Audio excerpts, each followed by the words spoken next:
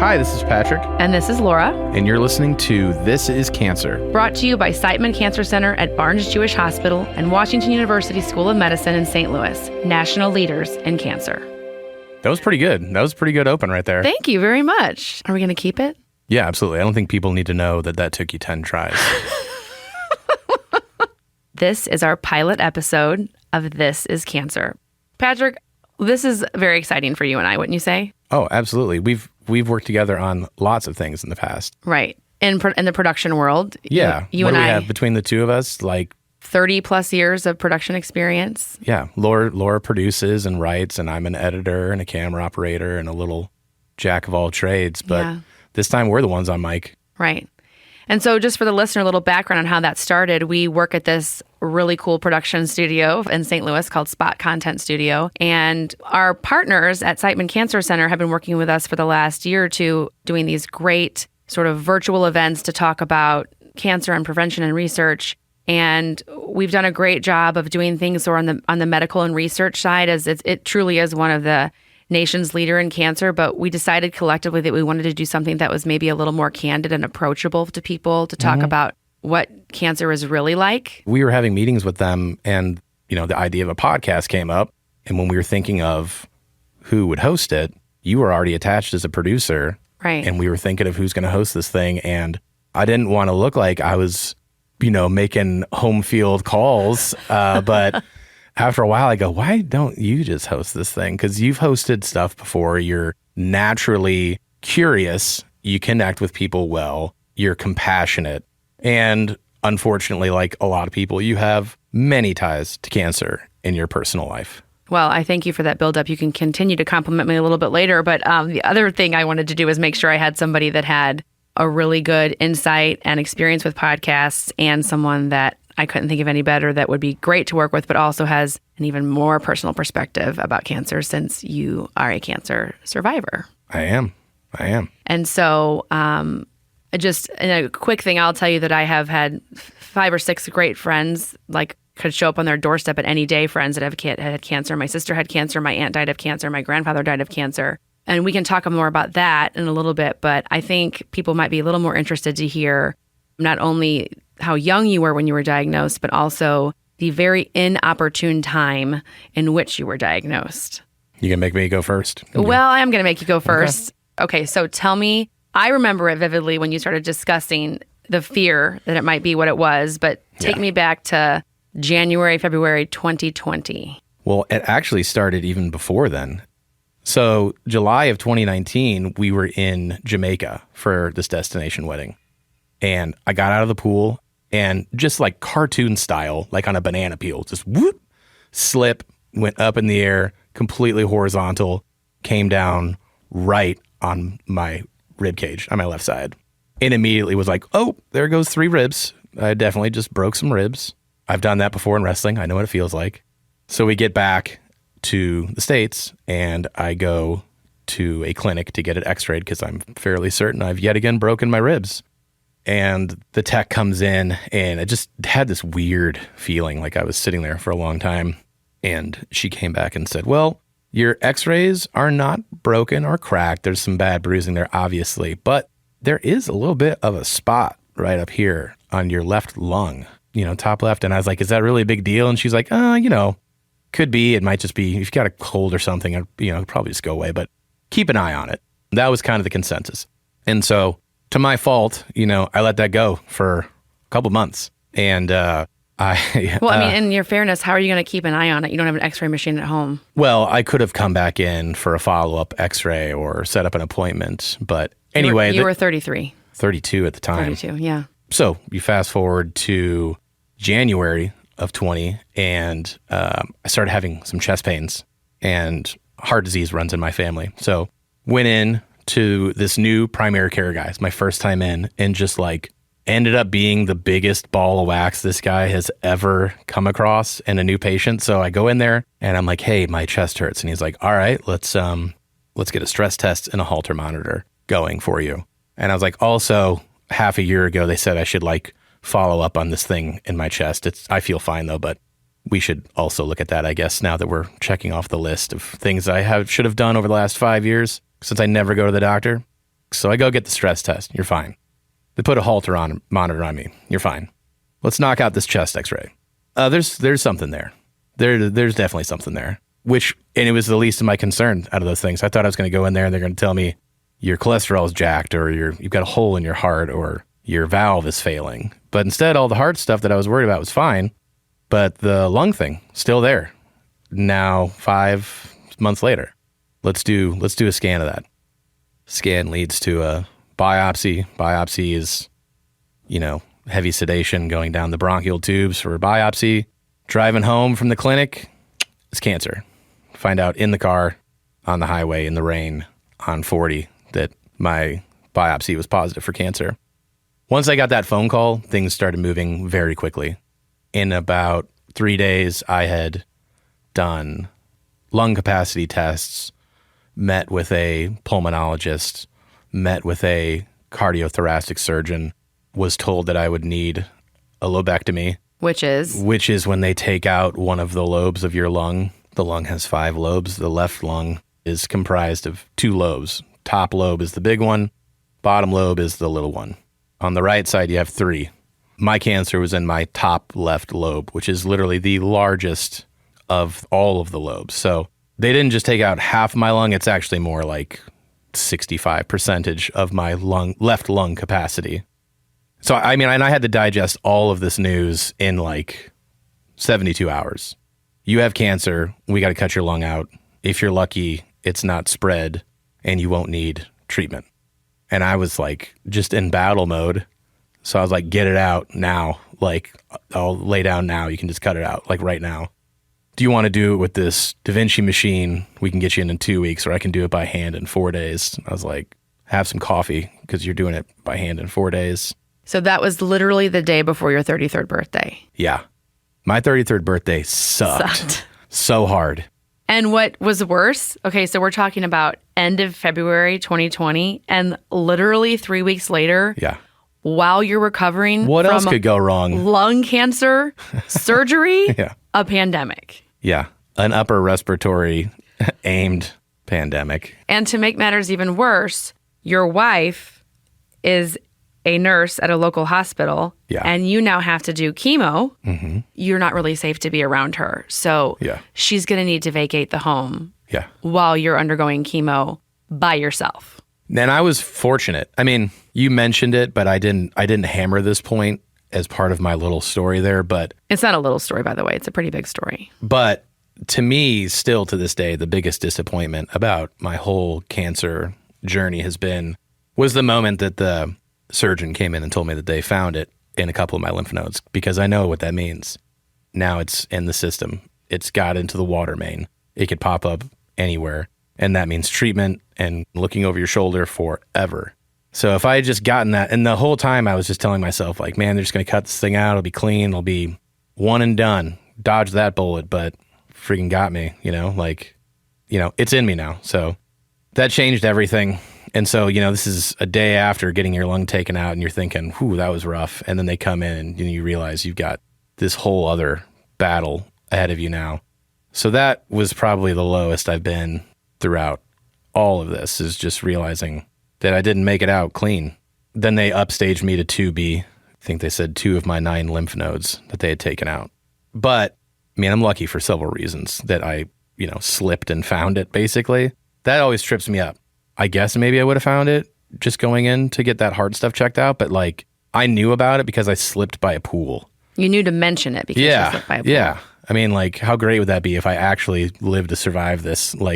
Busting my ass poolside is what saved my ass. I'm also lucky because I only got bumped up to 2B, which still, I don't know, maybe I'm dumb, but doesn't seem that bad.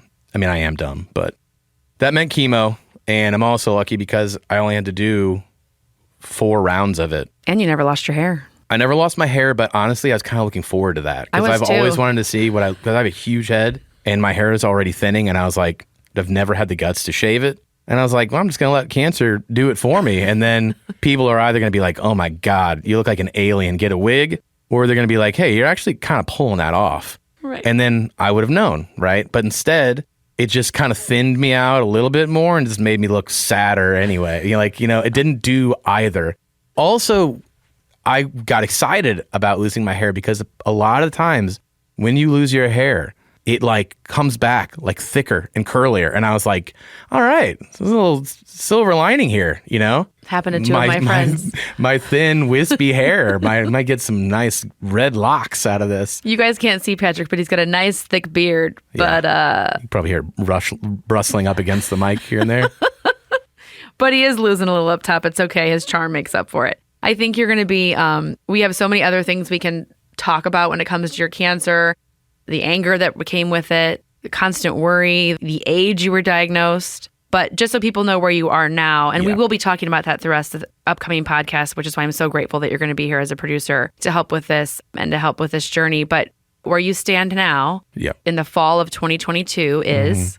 Well, I have yet to have recurrence. So I've had, 4, 6 scans since I completed my chemo. They've all fortunately come back clean. So that's great. I've got another one coming up. I'm just as freaked out about it. And I'm just as convinced that it's not going to be clean as I have been on every other scan. Every time. Scanxiety. It's scanxiety. And I've seen it in you leading up. Once you say you had a scan, I'll realize, I saw him. He was a little more on edge last week. Or he's pretty pissy. It's very real. Yeah. And I think that's something we'll be talking about as well. For sure. It never goes away.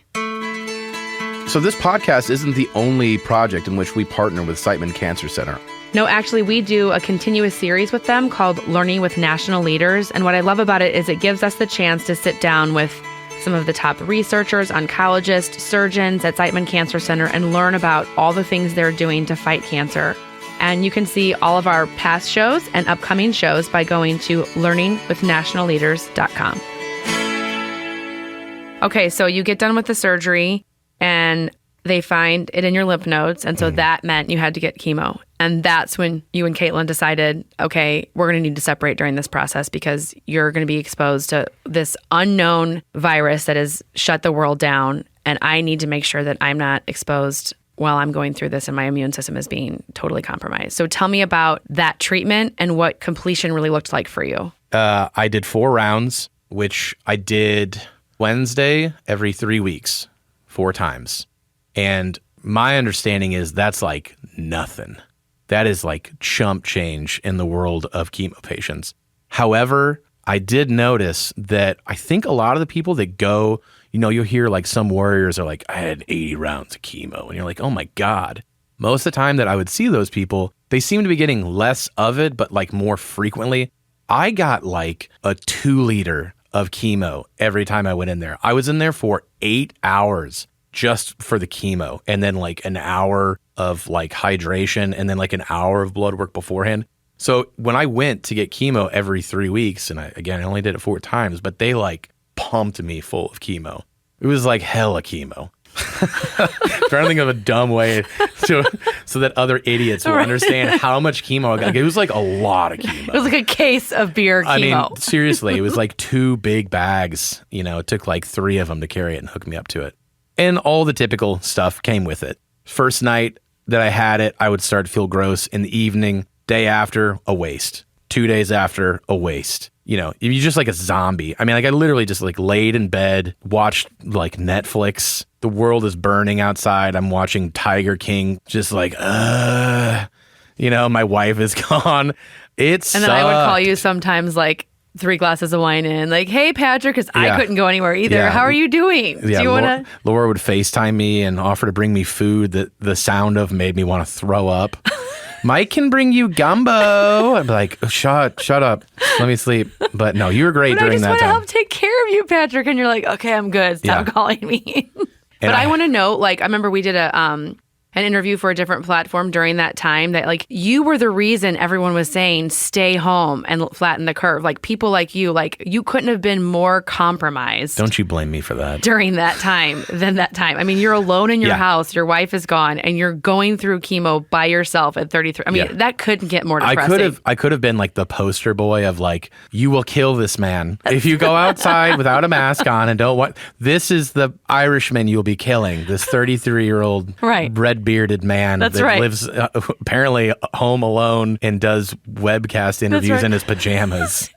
So after your 4th chemo, then how long did you have to wait after that to be like, okay, you're good for now because we don't see anything else? Like, what made you go, like, what we all look on the outside is it over? Yeah. Which it never is. So fortunately, again, for me, I've been described as like textbook. They're like, yep, okay, it's this kind of cancer, has that kind of mutation. We did the lobectomy. It got in the lymph nodes. 2 + 2 = 4. Give them chemo. That's what we do for this kind of cancer. Chemo, I believe you called it. Give them the chemo. Give them hella chemo. Load them up, bro, is what my oncologist said, literally. So there's always been this kind of like matter of fact certainty and a playbook that has been followed like to a T that definitely gives me confidence in the plan. Once I completed chemo, they were like, that's what we do. Come back for scans. We'll keep an eye on it. And you got a really good chance of hanging around for a long time, which is about as good a report, in my opinion, as you can get with cancer. To kind of double down on that, I enrolled in a clinical trial. It's a phase 3 clinical trial where I've been taking pill form chemo, essentially immunotherapy, for 2 years. And I come off that, I think, in like 3 weeks, which I'm very much looking forward to because the side effects are crazy. And that is supposed to increase my chance of survival by like anywhere from like 3 to 7%. So when they said, hey, there's this extra thing you can do, I was like, yes.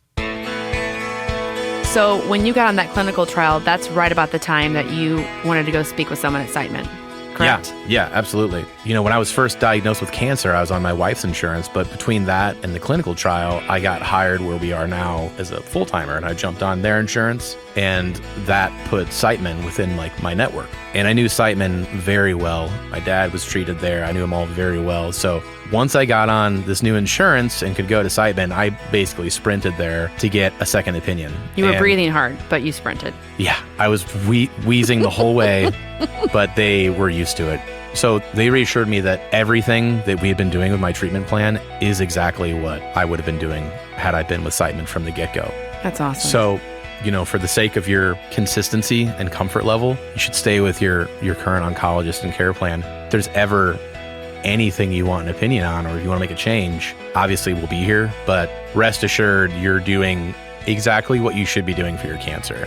That's the importance of a second opinion, and that's the expertise of Siteman for you right there. Like, it truly put me in a calm that I just had not had yet at this point, almost half a year into my cancer. Right.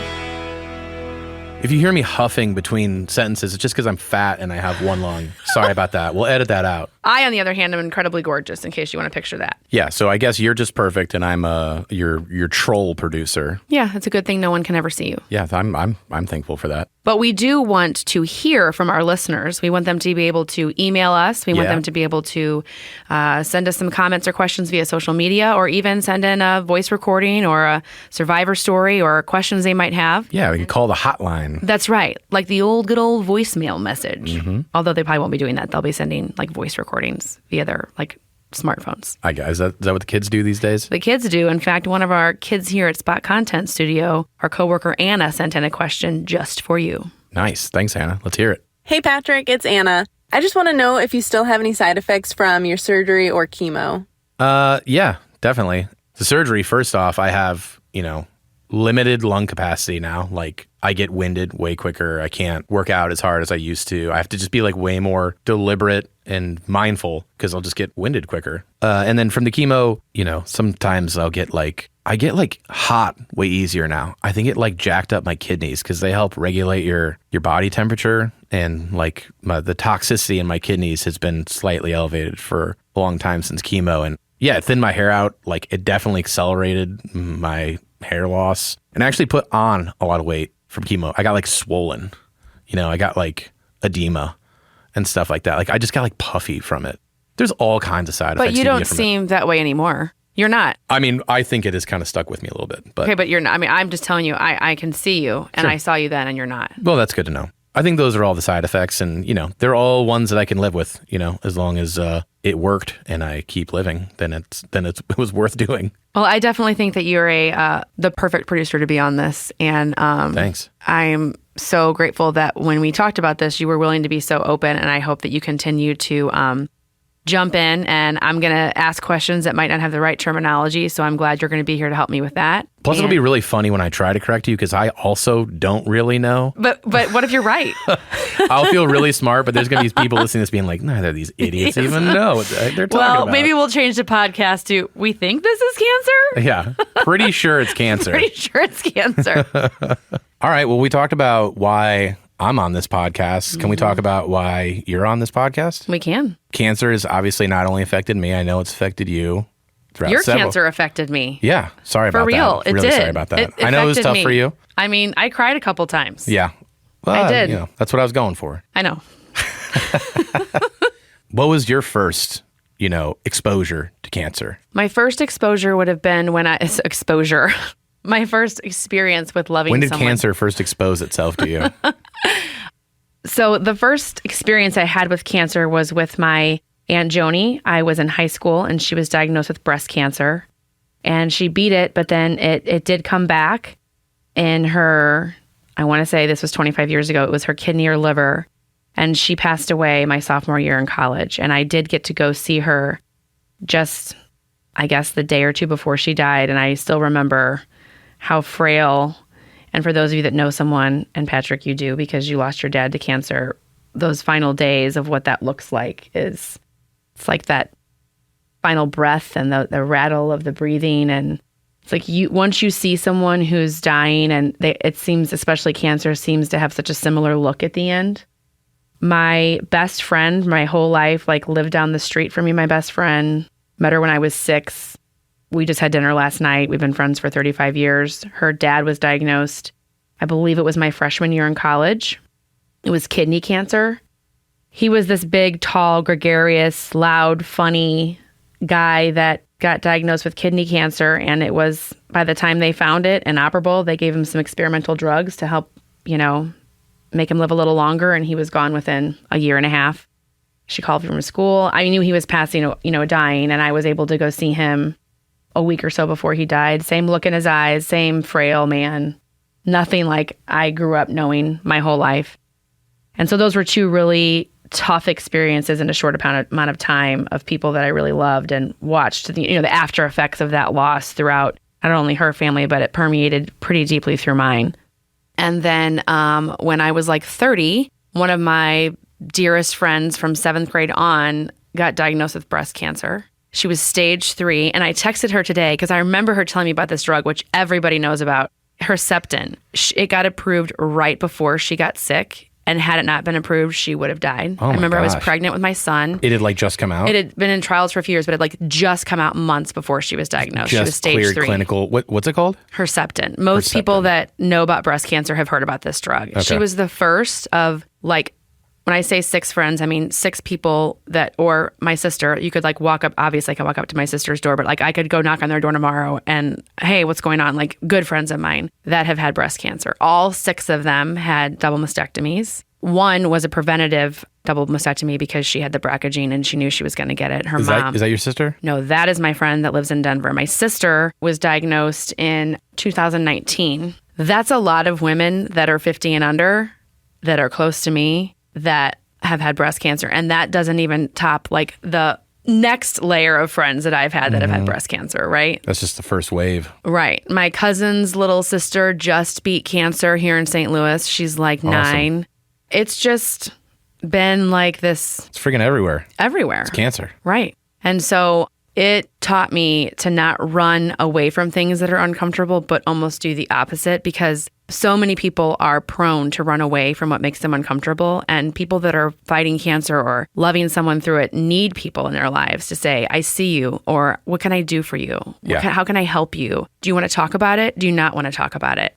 This sucks. Confirm that it sucks. Confirm that it's not easy instead of being well, at least you can get through this and feel better. Right. People don't want to hear, well, as soon as you get your lung chopped off and go through your chemo and your wife leaves your house, everything will all be better. Right. They want to hear, this sucks. And I'm sorry you're going through this. Can I help? Do you want to just vent? What are you scared about? What is I just learned so much about so many people that I love going through this that I'm really excited on this podcast to be able to have those candid and real conversations that hopefully people out there can feel less alone, or they can hear something that they hadn't thought of before, or they might get the courage to talk to that friend that they haven't called yet since they've been diagnosed because they don't know what to say.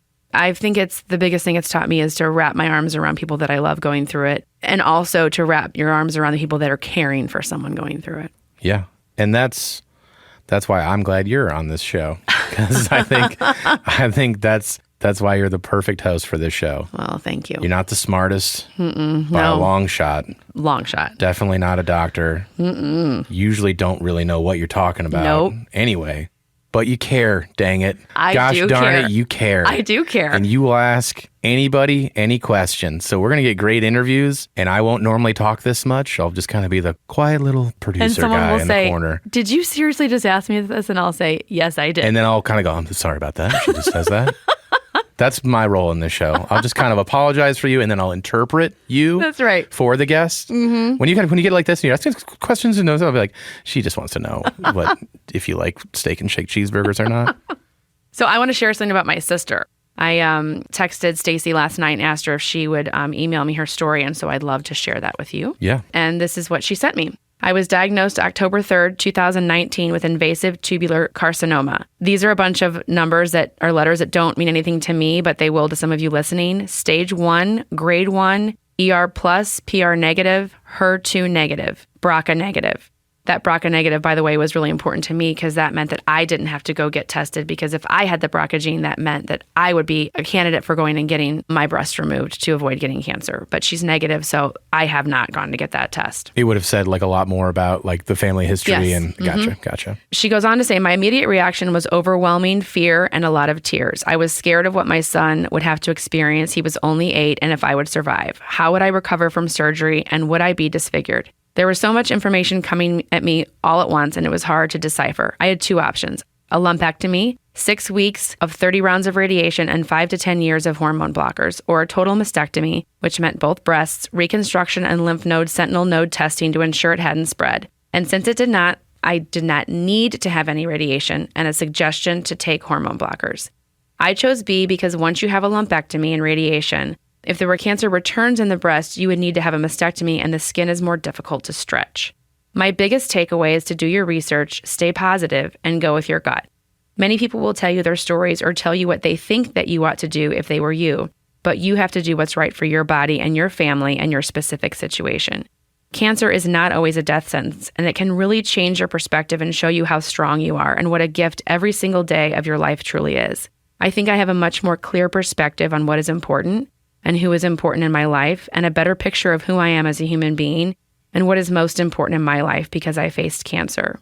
She emailed me this last night, and then a couple hours later, she added this text. I would also add the community of men and women who have experienced cancer is tight-knit. Remember that one day your story becomes someone else's survival story guide. Take that seriously and show up for other people so they don't travel that road with as many unknowns as you. Be candid, be kind, and be authentic. It's as healing for them as it is for you. Wow, that's great. Your sister's a way better writer than you are. That's a great story. She's also a way better. She's a teacher. She's been teaching for like 20-something plus years. She's an amazing teacher. She's so positive and had to have several surgeries and reconstructions after another one. And she championed that big time. Yeah. And I'm super proud of her. Oh my God, I bet. Can we have her on the podcast when we do? Are we going to do? You just want to have her on the podcast because you've seen her on Facebook and you think she's pretty. Don't say that. Now it's out there. That's why. But if you want me to have her in, I'll have her in. I just haven't even have her in. Yeah, I mean, she doesn't have to be on the podcast. It's not going to hurt anything. She can hang out. That's an incredible story. Yeah. She's kind of a badass. Yeah. Yeah. And so, Stacy, I'm just telling you right now, I love you and I'm proud of you. Okay, Patrick, have you ever had a colon cancer screening? No, but I'm looking forward to it. You should. I've heard great things. Okay, so I had one a few years ago because I had some type of like gastro problem or whatever, and I was hospitalized for a couple of days. 4-year-old stuff. I've had 2 now, and literally it's the best nap of my life, and I had a huge cheeseburger afterwards. Do you know why I'm telling you this? Why? Because we were just doing an event with Siteman for a different production, and one of the oncologists said they just changed the screening guidelines to 45 From what, 50? from 50. Okay. So whether you have a history or not, at 45, you need to be drinking that juice, clearing out your system, and Oh, going man. and getting the camera. And I'm telling you, you can't, they put you to sleep now. It's not like back in the day when Katie Couric was on the Today Show and doing it live and she was awake. Like, you are out, you are asleep. That's so specific. Well, that's what happens. They put you out, you go to sleep, you wake up, you then eat something, and you go back home and go to bed. All right. Well, I mean, that doesn't sound that bad. Okay, but seriously, like, you're not ready. You're not 45 yet, but I am. And I'm telling you, if you're 45 or older, you need to get screened for colonoscopy. But if also, there's so many things to be getting screened for. Like, I get screened for my mammogram, like, we all have to be thinking about screening and prevention. Now, Siteman has a great website called GetScreenedNow.com, and that covers the Missouri and Illinois areas. You can type your zip code in and what type of cancer screening you're looking for. No matter where you live, find out what age you need to be for getting the proper screenings and make sure you get screened. It's your best line of defense when it comes to cancer prevention. That was good. Did you just ad-lib that? I sure did. They should use that. Okay, so Patrick, what do you want to get out of this podcast? What are you hoping for when this becomes the number one podcast on Apple You just said podcast. Podcast? I think it has the potential to be kind of cathartic for me as someone that's, dealing with cancer still. I hope that maybe it could help somebody that might be going through it or coming out of it and trying to readjust, or family member of somebody going through it. It affects the family as much as it does the patient, especially the spouse. I don't know. I want to get better at podcasting. It's fun working with you. Yeah. I love doing work for Siteman. Hopefully we can help some people avoid cancer, go through cancer. Find a way to laugh through it. Find a way to laugh through it, because that's the only thing I can do. I mean, you laugh at me all the time. I do, because you're funny looking, but also because we sometimes find a way to get a dark sense of humor to get through things. And it's worked with, people going through cancer still need to laugh and still need to feel like there's life happening around them, and that there's still joy and funny things happening in life. And there are seriously some funny things to laugh about when it comes to what you have to go through. Yeah, my oncologist is hilarious. Yeah, I mean, it doesn't all have to be like death, dark destruction when you're talking about cancer. Right. How do you think we've done so far in our very first podcast recording? I don't know. I feel like we're nailing it, but I mean, I feel like I'm nailing it, but I mean, you didn't. I said we. You didn't have to, make that. So I guess you're doing good and I'm doing bad. I mean, I just, I feel like I'm nailing it. Guess that means I'm doing a great job as a producer. You're doing a great job.